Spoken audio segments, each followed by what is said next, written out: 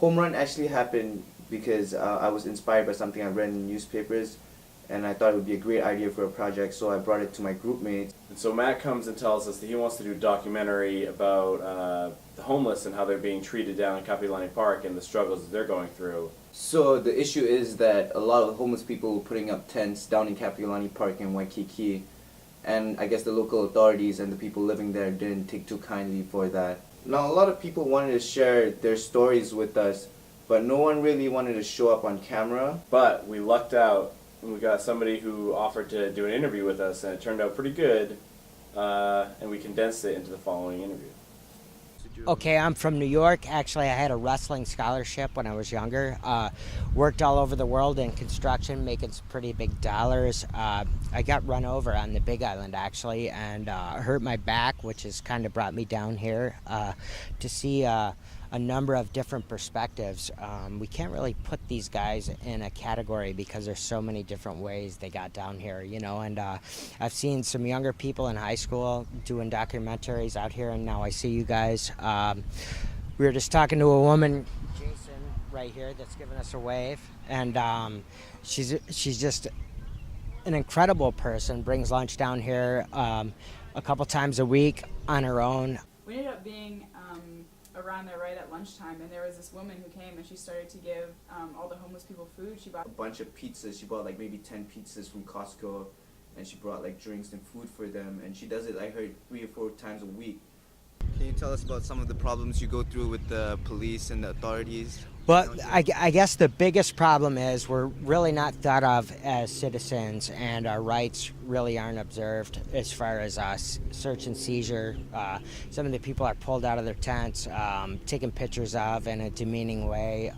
The average person doesn't deal with that down here in the park, and I guess probably anybody could call up the ACLU and have a lawsuit, but we're not really about that. You know what I'm saying?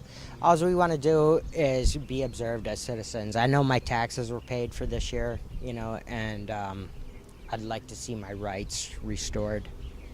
It seems a little larger political agenda, though. We got this tape right here that has stopped the Constitution, actually, which guarantees a right to sleep on the side of the road. Okay, so I've been trying to do the research for trying to find the actual bill that says that the homeless can't sleep in the park, and I've been looking on news sites and government sites, and I can't seem to find an actual copy of the ordinance or the bill anywhere.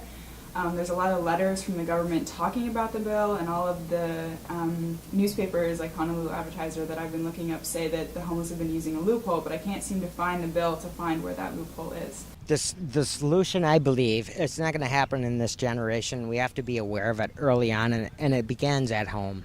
A lot of these people come from such a background that it's so sad, you know, just to listen to the stories of it and to try to overcome it. While me and Cece were trying to actually get people to be interviewed, some kid goes up to Jared. 22 years old, graduated from high school, and he's homeless. He has a place he could live with his ma back in, I think, Mililani, but he doesn't want to put that burden on her, you know, have an extra person living there. And so he, by choice, goes down and stays in Kapiolani.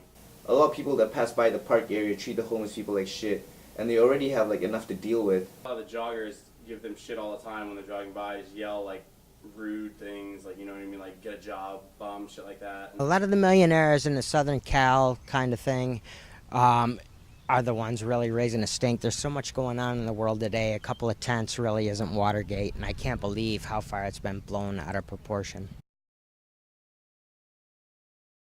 I hope you guys, you know, get your graduation, and I hope you guys make a difference. You know, it's not all about money.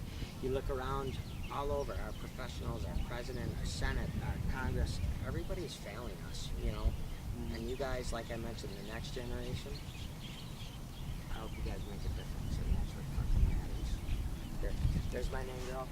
I appreciate the time, and like I said, I wish you guys the best. Thank you, brother. Mahalo. Thank you, brother.